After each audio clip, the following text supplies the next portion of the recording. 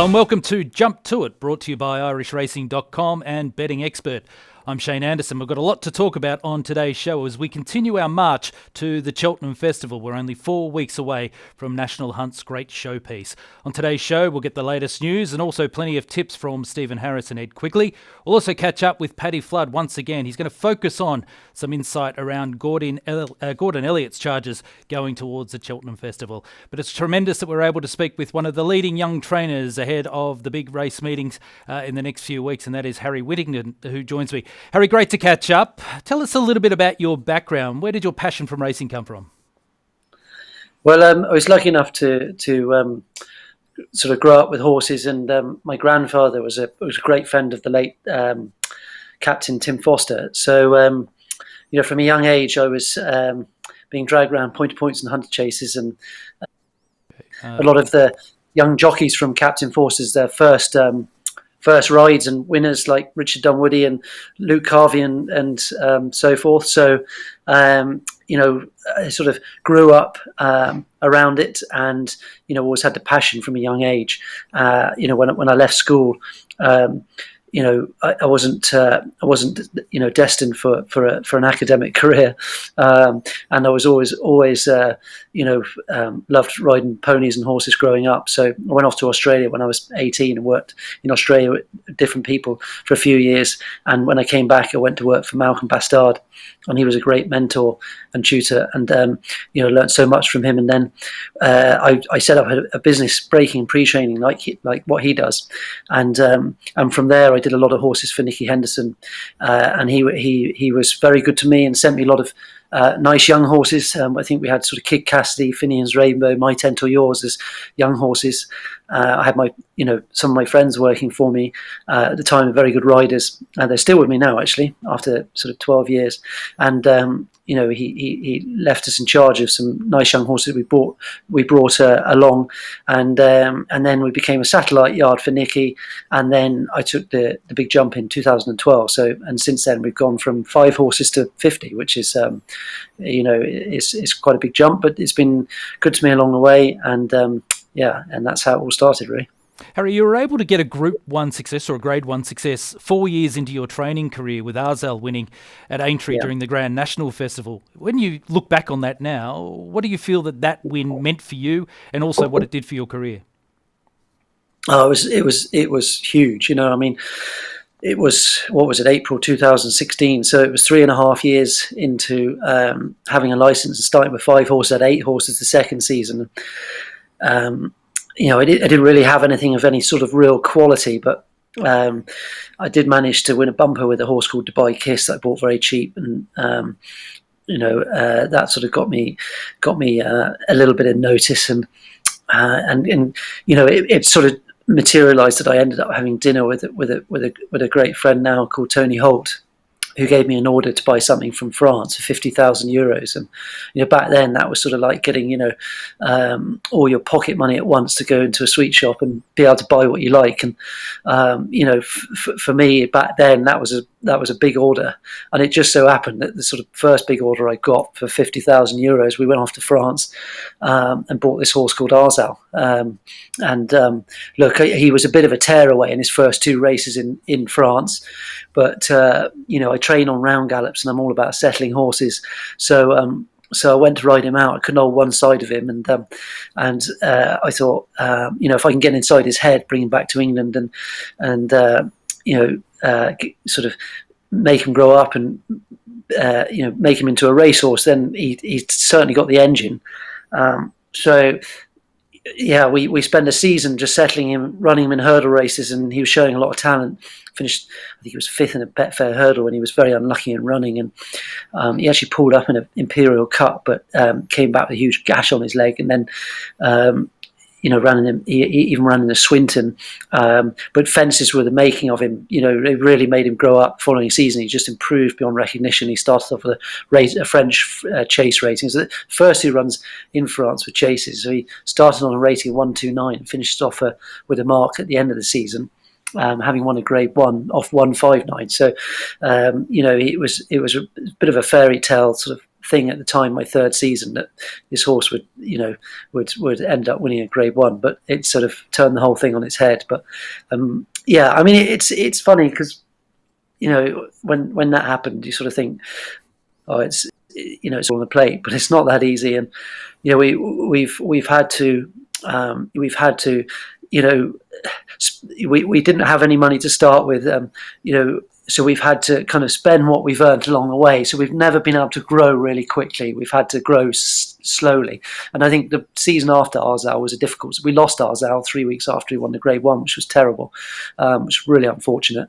But it did double our size, and we had to build a barn.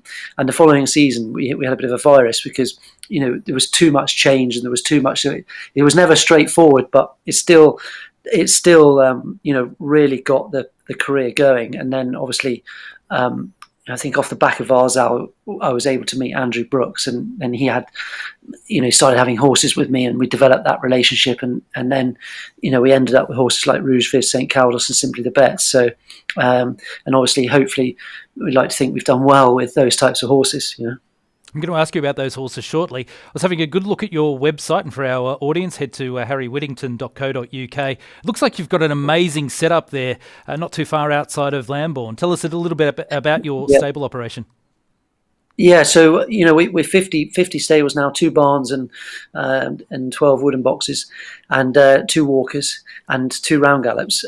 We've got a deep sands gallop, which is similar to what the Irish trainers have. Obviously Willie and Gordon, and we've got a Martin Collins surface. So the 2 gallops complement each other well. The outside Martin Collins surface is a bit more speed work, so we train a bit more speed into them, and then the deep sand is more sort of endurance, conditioning gallop, and also just good for settling keener type of horses. And then we're just a stone throw from the back of the hill gallops in the Jockey Club estates in Lambourne.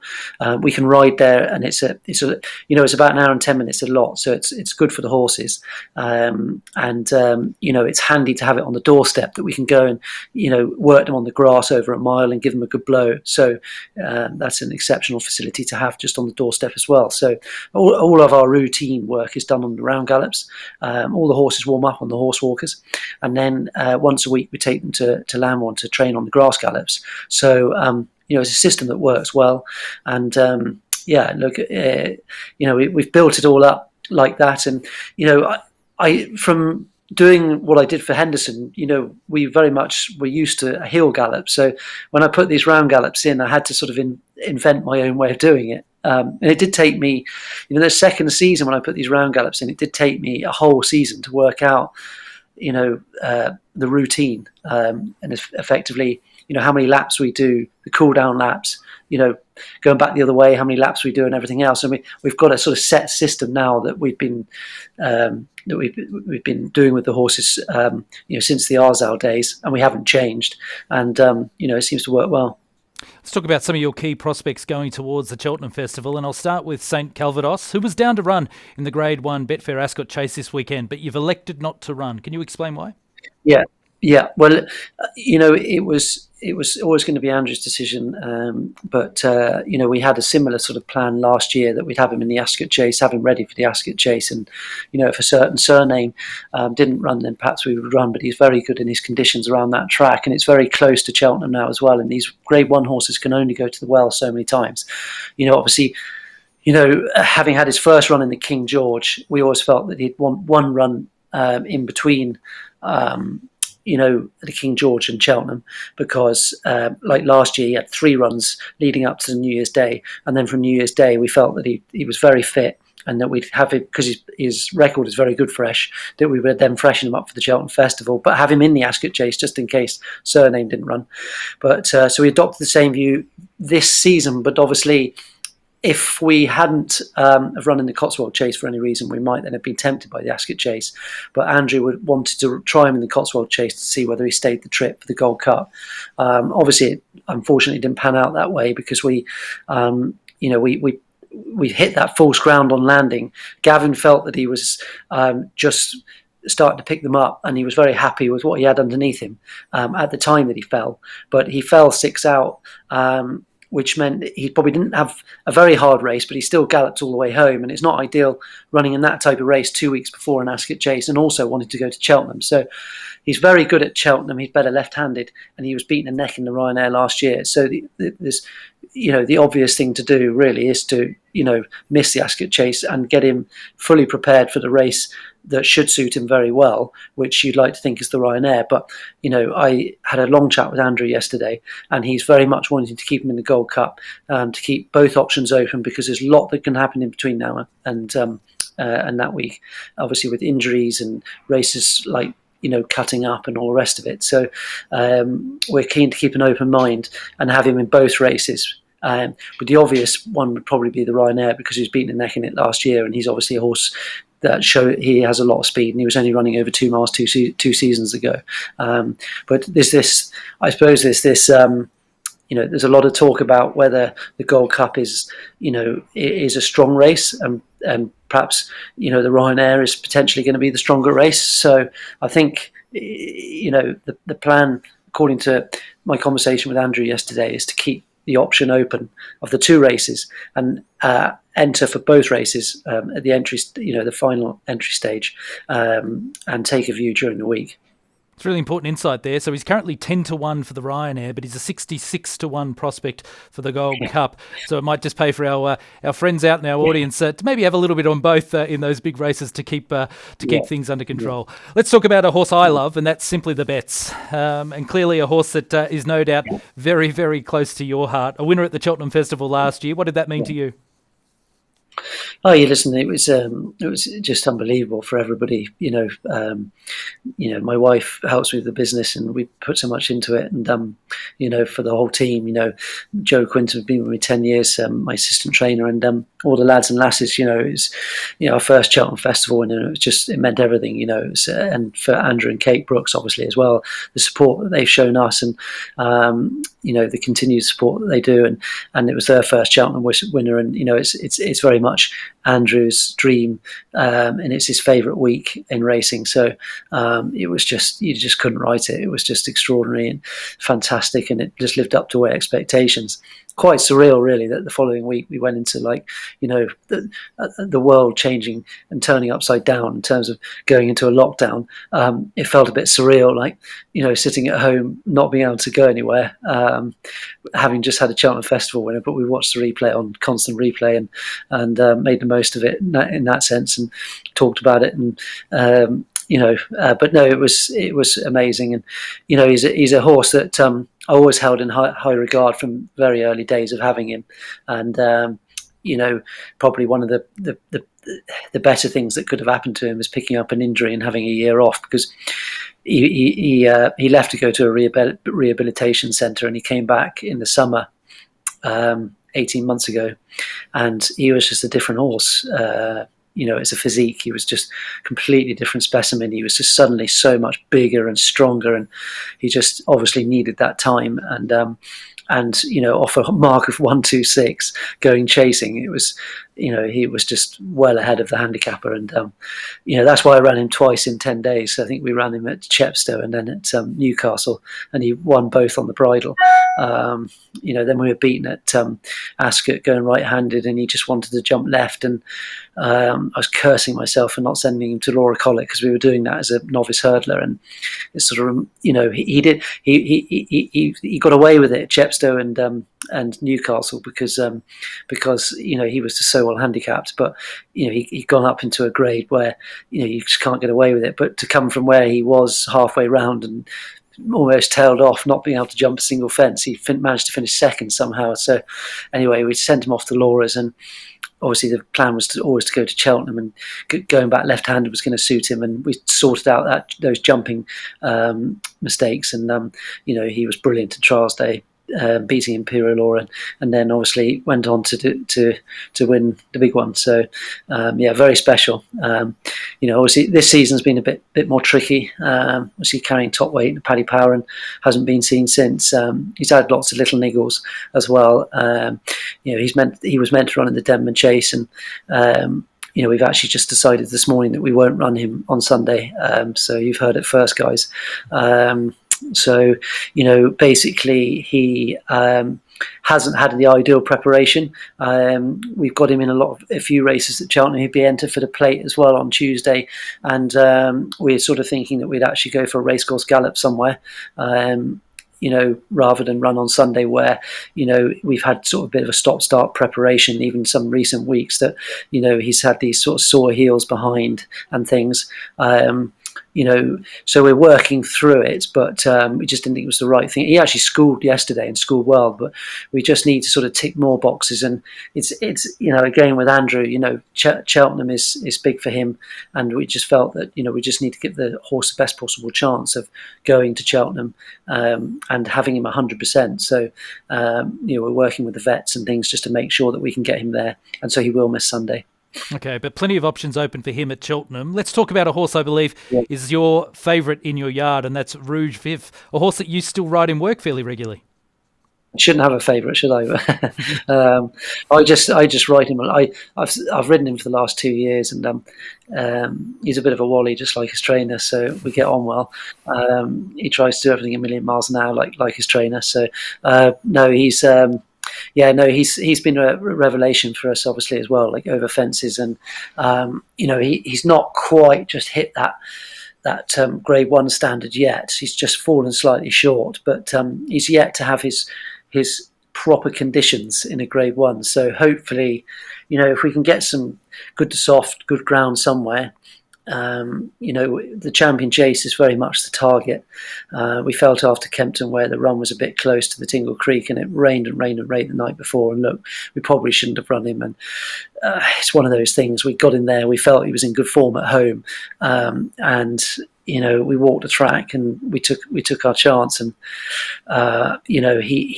I think he ran a little bit flat. It was only 3 weeks after the Tingle Creek, and he put in a big effort that day in conditions that didn't suit him. So I think we're all agreeable now that we should just, whatever we do, we just stick to our conditions now. Good to soft or better, because he's just he's a £10 better horse in those conditions, and so he's very good. He had a little break after Kempton. He's back and he feels great, and I'm very happy with him. And we're preparing him for the Champion Chase, and he will run in the Champion Chase as long as it's better ground. If it's really soft or heavy, then he won't be running. We've had this conversation, Andrew and I, and Andrew's very much on board with the fact that we're going to need, we want to keep him in his conditions if he's running in those types of races. So, please God, we suddenly get some spring weather in. We need it because it just doesn't stop raining, and it needs to stop raining. But hopefully, the taps will turn off a week before, and we'll get some nice ground for him. Well, he's currently 25-1 for the Queen Mother Champion Chase. He does have a win over Nubre Negra, so the form around him is quite strong. Harry, I want to put you under a little bit of pressure. If there's one horse from your yard that we haven't talked about that we should be looking at as a horse that we could bet with a bit of confidence and have a bit of fun with over the next 12 months or so, who would that be? I'm going to go with a horse called Dar Giovanni, who won a bumper at Sedgefield by I think it was 20 lengths. He's a big talent. I ran him on ground. It was way too soft for him at Aintree, and my horses were just running into a problem at that stage. Obviously, I've been very open about the fact that we've had a virus in the yard, and a lot of yards, most yards have had this problem. We've just, we've obviously had it, and it's affected us. And we had it in December, and we were coming out the other side in January. But I don't normally have a lot of runners in January. I vaccinate, worm everything, so everything we were running a lot of our sort of. Down the pecking order horses that we really probably need to move on. We have been saving the good horses, and he's always been a very big, weak frame of a horse, and I had him for a full year before I even ran him. So Andrew Brooks, Dominic Burke have been very patient, and I've been saying to them through the winter with the problem that we've had in the yard and the fact that it was heavy ground everywhere for 2 months. Let's just wait to the spring, and we try. We've now run in a hurdle race, so we'll be running him in a couple of novice hurdles, and maybe if he remains, obviously we won't run until after the 1st of March, and if he's still a novice, he'll still be a novice. Then in the autumn, we might be going something like the Persian War. But he's a very, very talented horse. He's eye catching at home. He was very impressive at Sedgefield, and he'll be a nice horse over fences in time. His Keeper Hill's family is a very good family, Irish Cavalier. So from that family of Irish Cavalier, so he's a very nice horse by fame and glory, and he's definitely one to keep in the notebook. Harry, it's been absolutely brilliant catching up with you today. We certainly wish you and the team well heading towards the Cheltenham Festival. Thanks for your time. I appreciate it. Thanks, Shane. Cheers. There's Harry Whittington, and make sure you head to his website, harrywhittington.co.uk. You can keep up to speed with how his horses are progressing. And as I mentioned earlier, he's got an amazing stable set up in the UK, not too far from Lambourne, and we certainly wish him well in the 2021 Cheltenham Festival. Well, it's great to catch up with Stephen Harris and Ed Quigley once again. Stephen, I'll start with you. We had a bit of stick on social media over the past week due to the pronunciation of some of the French horses targeting the Cheltenham Festival. Now, with an Australian, 2 Englishmen and an Irishman on the show, I'm not convinced we'll always get it right, but have you been working on your French? Yes, I'm very much from the Derek Trotter school of France. So mange 2 is my... the extent of my nose. I used to be all right when it was Nupsala and Barracuda, but now we've got Chacon pour Soir and all these other. I've been practicing that, by the way. Now we've got all these A plus Tard and all these other ones. It's much more complicated. What about you, Ed? I'm as good as We and Mercy. That's about it. Well, I did A-level French, but by the conversation I last had with a French person, you wouldn't have thought so. Put it that way. Those days are long gone. So try to keep it simple as possible. All right, I'm going to put you guys under the pressure as we talk about some of the big races coming up this week, and also, of course, heading towards the Cheltenham Festival. But let's get the latest news that's going around. And the big talking point this week has been around the Grand National. Stephen, the weights have now been released. Tiger Roll is in it. He's there to win the race for the 3rd time. And he's basically been given 11 stone 9 pounds. Do you consider that a winnable weight? I don't think weights and measures will matter too much with Tiger Roll. The way he ran the other day at Cheltenham in the cross country, he looked completely gone. Now, I know that they found out he was lame afterwards, but it's very hard to excuse that. And I think he might be past his best, whether he has a few pounds lower than his current mark. They've given him a chance. They want him to run. I think I'll be looking to lay him a place on the day. My 3 against the field, Cloth Cap, the obvious one now. He reminds me very much of Mr. Frisk for older viewers, much older viewers, I might add.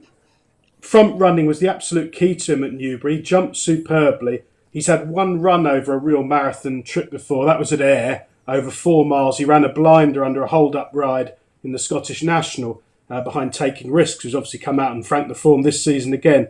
I think if the ground's good at Aintree, which let's hope it has now, stopped snowing, stopped raining, we're looking at a slightly more spring-like forecast in the UK. I think Cloth Cap's the standout contender. He's absolutely thrown him with 10-5, and I like the fact that he's young, not so jaded as some of the others. And the other 2 quickly, Yala Enki, of Paul Nicholls, who I believe fell in at the first on his previous run at Aintree, but then jumped round fine afterwards, is an interesting one. Tough, genuine, reliable, will stay, any ground fine, trained by a genius. And my friend's horse, Captain Ord, owned by Ian Marmion, who's currently 75th on the list, so we're going to need a miracle for him, but he's really progressive and trained by a genius in Christian Williams. You can get 20-1 Cloth Cap with Bet365 at the moment. Ed, have you got any early thoughts on the Grand National? I'd be in agreement with Stephen in regards to Tiger Roll. I think he's making a little bit of the market for a few of them. The horse, just look at what he's doing on the track and not listen to the hearsay. His form's not stacking up. I think he's past his best, and I think those glory days behind him. I mean, very quickly, my short list of 3, if you like, I've got Cloth Cap in the 3, although the kind of value shrinking, but that horse was ultra impressive when he won the Labrooks Trophy, jumped beautifully, got unusually for Newbury in November, got some decent ground, and he absolutely laughed at his rivals, didn't he, on that occasion. So if you get a bit of dry weather in Liverpool in April, he's got to have major claims. And then outside that, nothing really jumping off the page, but I do think this would be the race for Santini. He's a slow old boat. He will jump, he'll plod along. I can't see him winning a Gold Cup. Yes, he's got a lot of weight, But he's, generally speaking, been a pretty sound jumper all his life. And I just think if he gets in a rhythm, he's the type of horse who will just run on the stay forever. He's around 25 to 1 mark. And another one in the Nicky Henderson team, I've put in my notebook there, is Pim, who's around a 50 to 1 poke. Now, the horse is light on experience. Has only had the 7 chase starts, but has won 3 of them and must have good ground. And again, he's a pretty good jumper and only has 10-10 on his back as things stand. So, yeah, as far as Cheltenham, I get involved very early. The Grand National, I tend to play my cards a little bit later. But, yeah, Cloth Cap and Team Henderson in my shortlist at the moment. Allmankind was impressive, winning at Warwick earlier this week by a big space. Stephen, how did you assess his form, considering that he's a best price 8 to 1 ahead of the Arkle at Cheltenham this year? He's been really impressive. Dan Skelton's really settled him down. He's been a revelation. He jumps really well. He did make a couple of errors at Warwick, but the ground was absolutely atrocious there that day. The only thing I'll say is he has won at Cheltenham when he dominated a weak field of juvenile hurdlers, but I'm not sure. He's been beaten there twice. In the Triumph last season, he was really poor. He got left in the frame when Goshen fell. He would have got beaten about 300 yards, and he was disappointing at a short price on his seasonal debut. So I think you might see him at best effect round a sharp track like Warwick, where the fences come up bang, bang, bang, and he's stolen 5 lengths on them. I think 8 to 1's a diabolical price. He's more of an Aintree horse for me. Ed, your view? Well, clearly has to be respected, isn't he? He's the third favourite in the race. I think the wider point with this Arkle is it's building up to an absolute corker, isn't it? But it's going to be the pace dynamic. Is Allmankind just going to blast off? Is Energumene going to go with him? The two of them going to kind of go hammer and tongs and set it up for Shishkin in behind? It's going to cut up into quite a small field. I agree largely with Stephen. I mean, I think it's not inconceivable we could win it. These are novices after all. We've only got about Shishkin or Energumene only got about 1 fence. He's going to, have a major chance. But I think he's going to need Energumene and Shishkin both to underperform on the day in order to win. And I just don't see it happening myself yet. He deserves to take his chance, and he's an exciting horse to watch. He's a bold front runner, but I think it could be a case of, if you look at it kind of betting angle, perhaps something bigger in the market might kind of pick up the pieces as the whole kind of pace collapses late on, if you like. But not an Arkle winner for me, Allmankind, but deserves to take his chance. Ed, I want to ask you about the concept of mares-only races. At Cheltenham this year, we've got the Grade 2 Mrs. Paddy Power Mares Chase. We've got a horse that was impressive winning last weekend, Ellie May, as a 9 to 4 favourite. First of all, do you think we should be having mares-only feature races at Cheltenham? And second of all, now that we do, is Ellie May the one you want to be with? In answer to your first question, yeah, I'm quite excited about a mare's chase, I have to say. I think that's something different. We're not rattling on too long because we haven't got too long, but I just think you have to have a mare's novice hurdles, a bit of a pointless race. And in terms of, they scrapped the novice handicap chase in order to get this race into the programme. And I thought the novice handicap chase race was brilliant. You've got races like the Boodles, or even the Kim Muir, for example, which just... they're races which I don't think are quite good enough to be at the Cheltenham Festival. So, look, a long-winded answer, but I like the mare's chase. I think it's exciting. LMA's the right favourite, I think, of what we've seen. However, as an each-way alternative, the mare which followed her home last time out, Shattered Love, is 14 to 1. I thought that's quite a big price. We touched upon the previous show that Gordon Elliott's been a little bit of a slow burn throughout the winter. I think he's getting a lot of his horses to come and peak in the spring. Let's not forget, Shattered Love is a previous Cheltenham Festival winner. Yes, she's 10 years old now. There's a bit of water under the bridge since she did win the Marsh Chase 3 years ago. But the step back up to 2.5 will really suit, a bit of cutting the ground. And as I said, she's a double-figure price. So I wouldn't be at all surprised if she managed to narrow the gap with LMA, who, but as you point out, I think is the worthy favourite. Stephen, what about you? Yeah, I pretty much agree with everything Ed said. The only thing, NMA is one of those horses, came over from France, has had 9 runs for Willie Mullins, has only really recently come into the radar, 3 from 4 over fences, was very impressive at Naas the other day, had 1 run at Cheltenham, was a distant 6th in the Mares Hurdle last season, well beaten there. Perhaps that's not something to judge her on. I think she's about 5 to 2 now, isn't she? Something like that. That looks a short price. I can see the logic of Shattered Love. Perhaps that price disparity, 5 to 2 and 14, is far too big. All right, before we get into looking ahead to this weekend's races, we have to touch on Nicky Henderson, who's made the call on the road ahead for Altior and also Champ ahead of the Cheltenham Festival. Ed, your thoughts? Altior going straight to the Queen Mother Champion Chase to try and win it for the third time. And Champ's down to run in the Game Spirit this weekend at Grade 2 level, a shorter trip before the Gold Cup. Yeah, indeed. It would have been nice to have seen Altior and Game Spirit Altior and Champ in the Game Spirit, and given they're different owners, albeit the same trainer, there's no reason really why they couldn't have taken each other on if they wanted to do that. I can understand Altior's old legs. He wants to bubble wrap him, get him to the Champion Chase for his kind of last hurrah. I mean, the bigger talking point is Champ, which personally I don't find much of a big talking point. Everyone seems to be getting their knickers in a twist about the fact this horse is running over 2 miles at the weekend. Look, this is just my personal conjecture. It's a glorified prep fitness run, isn't it, really? All they want to do is get him spot on for the Cheltenham Festival. They want to sharpen up his jumping. Whether he comes first or whether he comes fourth, it's totally incidental. What they don't want him to do is hit the deck. And I understand Nicky Henderson's angle saying, look, if he comes up soft ground, he has a real slog over 3 miles against, lost in translation, Clanderzobo. Given that fact he hasn't run for a year, he could leave his entire Cheltenham Festival behind. I can see that logic. And Nicky Henderson has done similar things like this in the past, let's not forget. Going back a decade ago, he ran long run in the Kingmaker over 2 miles. And I remember when I was at the Racing Post then, everyone almost spat their coffee out over their desks when they saw the declarations for that. But he then stepped him back up to 3 for the RSA a month later. And he was basically just saying, look, it really does sharpen up the jumping. It's a tactic Henrietta Knight always used to enjoy and they discussed, and it really gets a horse to focus when they've got to jump at pace over 2 miles. And it takes far less out of a horse who's used to running over staying trips just to have a 2 mile whiz round a sharp track, for example. So I can see the logic in it. I just think Henderson team will want to just get him round, get him fit and get him jumping. The result, I think, personally, is neither here nor there. It's all about the festival with that horse. Stephen, Nicky's a genius. Has he got it right here, do you think?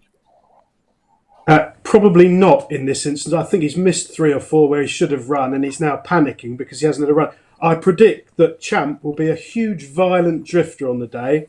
I'm not saying I know what's going to win, but I expect there'll be plenty of money for it. And there'll be social media uproar when he's schooled round in rear, pulling hard under De Bourneville, 6 wide as usual, as Nick always is on everything he rides these days, more or less. And he'll finish like a train and go into everyone's notebook. But there'll be fury on social media because they'll be saying, "Oh, he's a non-try. What's he?" You can see it coming a mile off. He's a very talented horse. Who his preparation's been messed up. It was interesting Ed said about Henrietta Knight, because I think Nicky Henderson's turning into Henrietta Knight with his top horses. He's terrified of running them. I mean, they have racecourse gallops, they have a mock-up 3 mile race. They went to Newbury, I think, and had and Altior as well is supposed to be working really well again. They're actually quite bullish about him, but that really is an act of faith. Straight to the Champion Chase. We touched on Tiger Roll. It's a very dangerous and expensive business backing horses on memories, to be honest. Not for me at all. All right, a lot more to come here on Jump To It, including catching up with Paddy Flood to get his thoughts on Gordon Elliott's yard. But let's have a look at the runners for this weekend.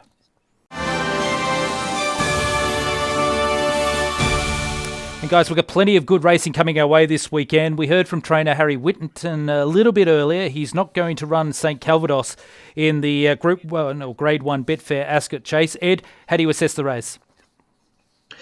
It looks an open goal for Surname, doesn't it now, to be honest with you? I mean, look, even if you take the view that he's got an inflated rating on the back of the one win against Altior 16 months ago or whatever, he'd be given a stones of these in a handicap. This race is really cut up to nothing. I mean, arguably his biggest danger on paper is his stablemate Master Tommy Tucker, who, when he gets round, is very good, but does appear to have a few kind of errors in the jumping department, shall we say. Dashel Drasher has improved. Look, the race should be run at a fair old gallop, I think, because Dashel Drasher likes to go forward. Master Tommy Tucker generally likes to get on with it, and Surname generally likes to get on with it. But to save waffling on, I think Surname will just outclass these lot, and he's the best horse in the field. And I think this is he's in his backyard. Ascot's his track, and he should show his class here. But obviously, you won't get a fancy price. Stephen, are you with Surname, or are you going elsewhere? I couldn't back him at 11 to 10 after Kempton. I think they've put cheek pieces on for the first time tomorrow. You can take that 2 ways. It might sweeten him up. He's a top-class horse, jumps superbly, travels strongly. Half at the back of my mind, I always think he probably wants better ground, but he obviously runs through the winter, he finds heavy ground. He did stop alarmingly at Kempton, which wouldn't be the first time round there over that trip. As Ed said, Ascot's his track.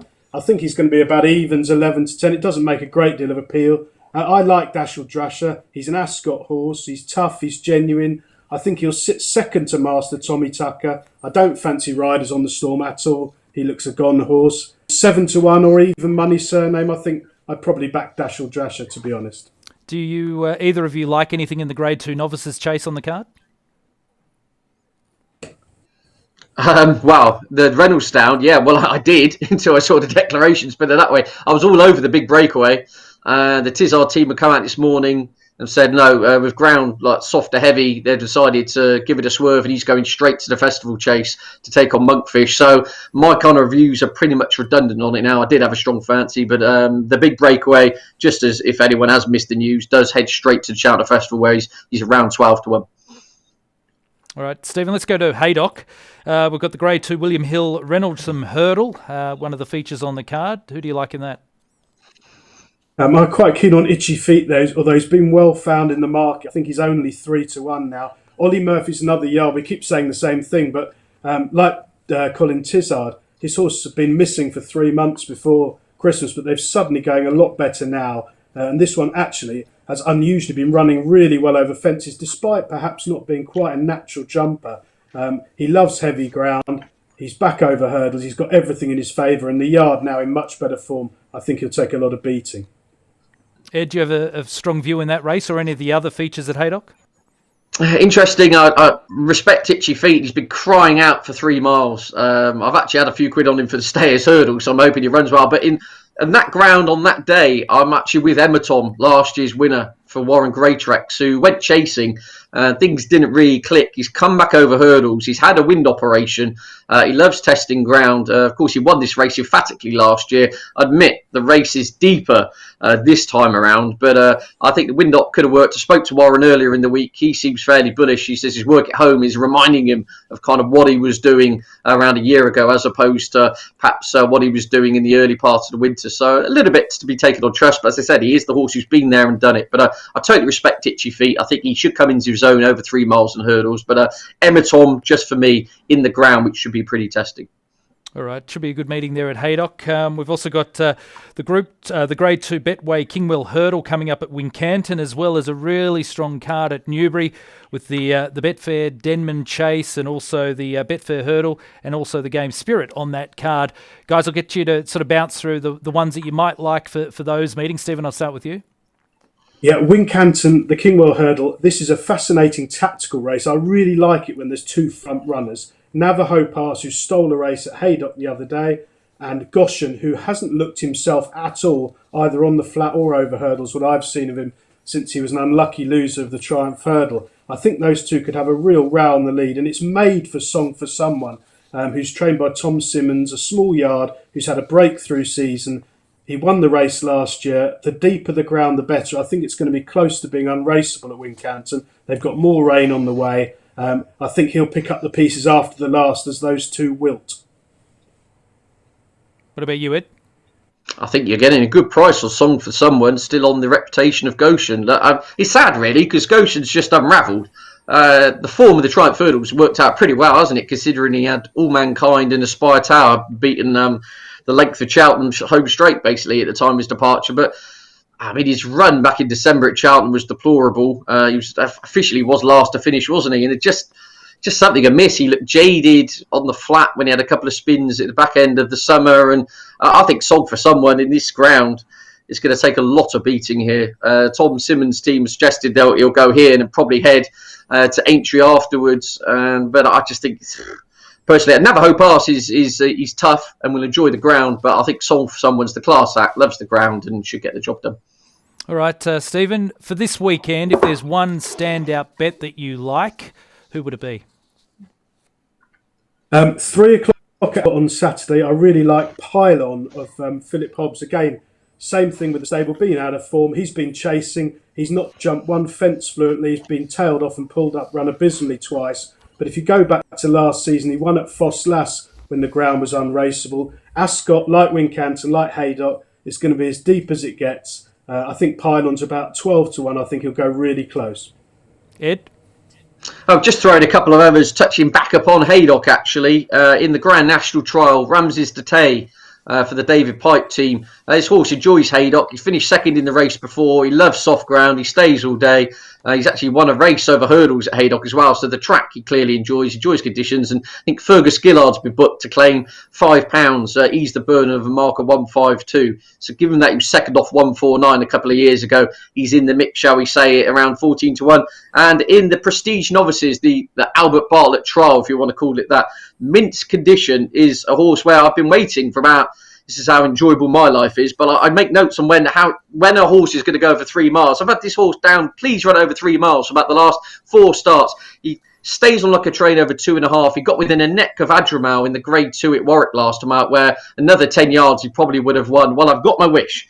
He steps up to 3 miles here on soft ground. Mint Condition for Jenny Candlish. I just think is a proper old-fashioned stayer and will relish attritional conditions. Ed, I don't want to tell you to get a new hobby, but get a new hobby.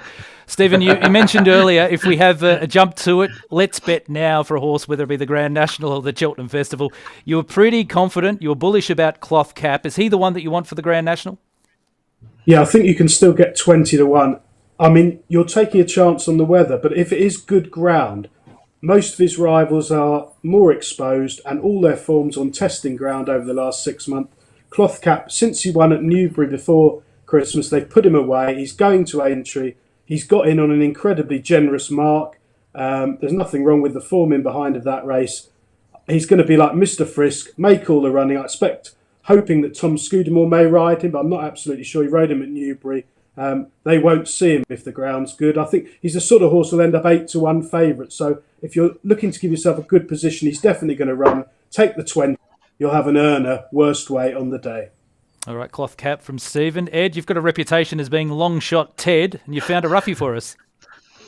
Well, yeah, again, people say I'm mad to get involved in the Cheltenham handicaps before we've not even had the entries, shall we say. However, in the case of Copperhead, for the Colin Tizzard team, I think that's a bit of a redundant point because the Ultima Handicap Chase is the only race he could possibly run in at the festival, given that he's not entered in the Gold Cup and his rating's too high to mean that means he wouldn't be able to get in the Kim Muir.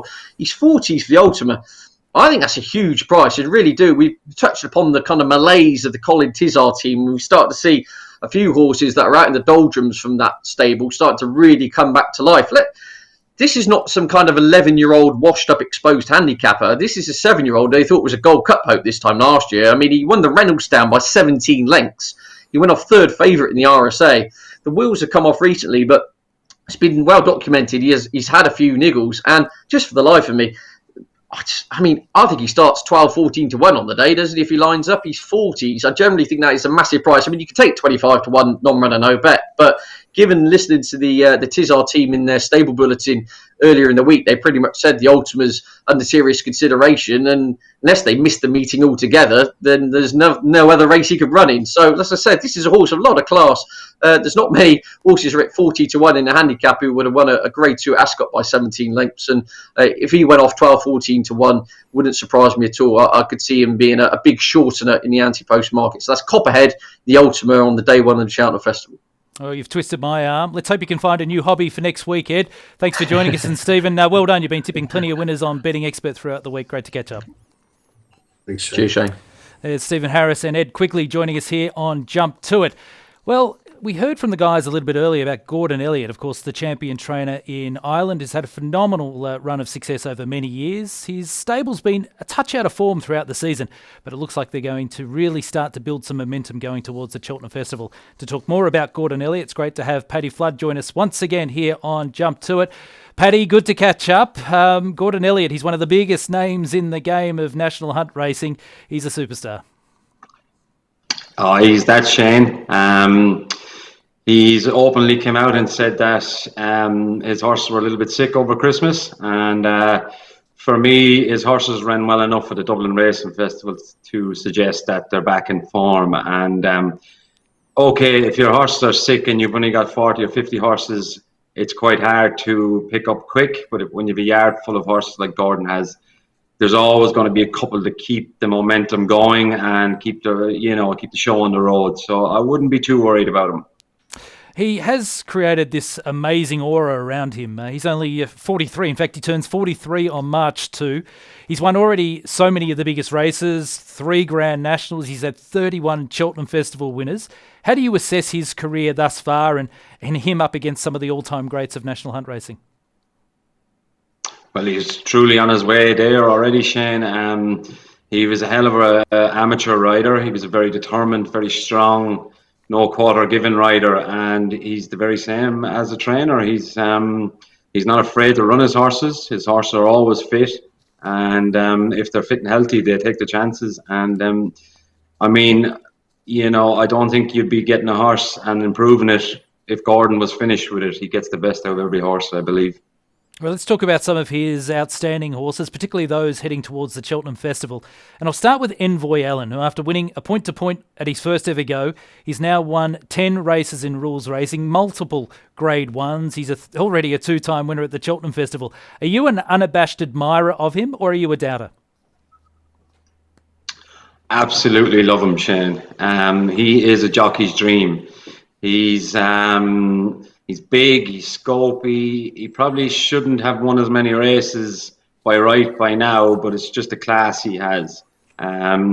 His jumping is flawless, and if I'm riding him in Cheltenham, I know every other jockey in the race is afraid of my horse. So that's given me confidence straight away. And even if I make the wrong call on this horse going to a jump, he's that intelligent that he'd kind of just say, hold on here for a minute, chap, I've got this.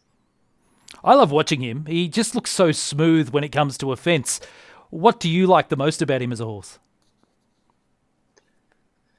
Look, I like everything about him. You said smoothness, go to a fence. The fact that he's such a big and scopy horse, and sometimes big scopy horses like that struggle when they get very close to a fence. This guy, if you watch him, his ears are always pricked approaching the fence, and he can put in that half a stride just when it's needed to, you know, get in tight and be quick away from the fence. Always landing running, you know, never too flashy winning wise, but there's no chinks in his armor. He can lead, he can take a lead. He's big, he's a monster, and he could be the best horse we've seen for a long time. And if he keeps doing what he's doing, he will be. But for me, he is as close to certainty in Cheltenham as you could get. Well, he's a dominant 5-6 or 6-5 on favourite for the Grade 1 Marsh's Novices Hurdle. Do you think he's a horse who could win a Gold Cup in time? I think he's tailor-made for a Gold Cup, Shane. He settles, he jumps. We know he stays. We know he's classy. It's just longevity, whether he stays sound or not. That's what made Denman and Cato Star so great, is they kept turning up. So touch wood, please God, he stays sound, and we've a star for the next 5 or 6 years, you know. Let's switch our attention to Ballyadam, who's currently an 8-1 chance for the Supreme Novices Hurdle. Ed Quigley on last week's show talked positively about him. How do you assess him, and particularly his form this season? Well, he's been beaten twice, Shane. I don't like that. You know, Gordon did say he scoped bad after his run in Christmas behind Appreciated, and he turned up again. He ran better in Leopardstown at the Dublin Racing Festival. He was ridden to run better. He took his time a little bit. He missed the last, but I'm not sold on him winning a Supreme Novice, to be honest. I think he's going to have to be ridden a little bit quieter to get up the hill, and I think he might just run into a little bit of trouble with Appreciated. It's going to be on the speed and dictating things from the front. I just can't see him turning the form around with Appreciated. You gave us a good push last week for the bumper Sir Gerhard. I've gone back and looked at his 2 wins, and he looks an outstanding prospect. He's still 3-1 for the champion bumper. Have you become more convinced he's a good thing in that race over the past week? Yeah, I have, honestly. And from the very first day I seen him win his point-to-point, I stuck this lad in my black book and went, that's a really, really good horse. He won by 12 lengths, hard held. Subsequently made a 400,000 and he's a big price horse, but I just like his bumper wins that he's had a bit of a fight on his hands and come through them. And I know Willie's horse that won the Dublin Racing Festival, I'm not too sure that form. They went very fast and the race fell apart in front of him, and he hasn't been in a fight yet, whereas Sir Gerard has, and he's a beautiful horse, and I think he'd be better on a bit better ground too. I'd love to get your views on Abracadabra, who's currently 12-1 for the Unibet Champion Hurdle. Form looks to be a little bit mixed this season. Of course, he was runner-up at Cheltenham last year, but he was soundly beaten by Honeysuckle in the Irish Champion Hurdle last time out. How do you assess his form going to the Champion Hurdle? I've no doubt in this fella's talent, Shane, but I really doubt his mentality. He's a bit of a monkey. I can remember him running through the rails in the last furlong on a second start in a bumper. He'd won a bumper first time, and then the second start in Leopardstown behind Envoy Allen. He just decided, okay, 100 yards from the line, I'm going left, and went straight out over the rails. And that has stuck in my mind ever since. I just don't trust him. I think he has the ability, but he could be a solid each way bet, because I think they'll just lob around the back, take their time, try and arrive late. But I don't think he's the heart to stick his neck out and win a Champion Hurdle. Galvin is an interesting horse, runner-up at the festival last year, but had a slightly unorthodox preparation, I suppose, in many ways, pretty much running through the late summer into the early part of the autumn. It's currently 5-1 for the National Hunt Challenge Cup for amateur jockeys. Would you say Galvin would be a good bet at that price? Galvin will be a great bet at that price if Jamie Codd can ride him. If the amateurs are allowed to ride in Cheltenham, Jamie Codd is amateur by title, but believe me, he is as good as any professional riding in Cheltenham, and he's worth a half stone in them races. The likes of him, Derek O'Connor and Barry O'Neill, them boys, they're not amateurs, Shane. These are proper horsemen, and if the amateurs are not able to ride it, I'm not too sure. I believe he'd be a half stone in hand if Jamie Codd is on his back, and 5-1's a good price. He's course form and he's a horse I like, but I hope Jamie can ride him. Cider Burley won at the festival last year. It's currently 9-1 for the Paddy Power Stayers Hurdle. I thought it was a good effort when winning a Grade 2 at Navan, but finishing third in the Christmas Hurdle last start, he looked a little flat to my eye on that occasion. Yeah, really disappointing the last day. I don't know if he's a genuine Grade 1 horse just yet, Shane. 2 starts back was a nice run, nice win. The only thing he really does have going for him is he's rocked up the Cheltenham twice and he's won there twice. So he's going to improve, and he's a horse that obviously thrives on the atmosphere and pressure of Cheltenham Festival. But I've liked the storyteller in it, and their form ties in together. He beat him last year at the festival, but the ride Barry Geraghty gave him last year was just absolutely sensational ride. And I just don't believe he's a top Grade 1 horse. I want to ask you about Tiger Roll, who no doubt will be heading towards, hopefully, an historic third Grand National win, but he's always a regular at Cheltenham. What do you make of his form this season, and do you feel that as an 11-year-old he may be past his best? Don't like his form this season, Shane. Even his run on the flat, he stood in the stalls. He didn't want to jump out. And watching him run in Cheltenham the last day, there's no magic theory behind this. It's just my own thought on things. If I see a horse stress sweating, what I mean by that is white sweat on the neck, and it's not in the middle of summer, so you can't forgive it. That's an anxiety stress. And personally, when I see that in a horse, I just start to think, is he had enough of this now? Is it starting to really play in his mind? He's been an exceptional animal, and he shouldn't really have done what he's been doing. He's a small horse, and ability-wise, there's no questioning, but he has been out hunting with hounds and messing around and doing stuff like that, and I wonder, have they just run out of tricks with him, and is he just past his best? All right, Paddy, great insight there on Gordon Elliott's yard as we head towards the Cheltenham Festival. Importantly, though, we've got some really good racing coming up in Ireland this weekend. Are there any horses you're keen to bet on or keep an eye on ahead of whether it just be for racing this weekend or ahead of some of the bigger races still to come? The Boyne Hurl, where Tiger Roll maybe might rock up. There's a horse in it, French Dynamite, who got close to Sire de Burleigh's 2 runs back for Mouse Morris.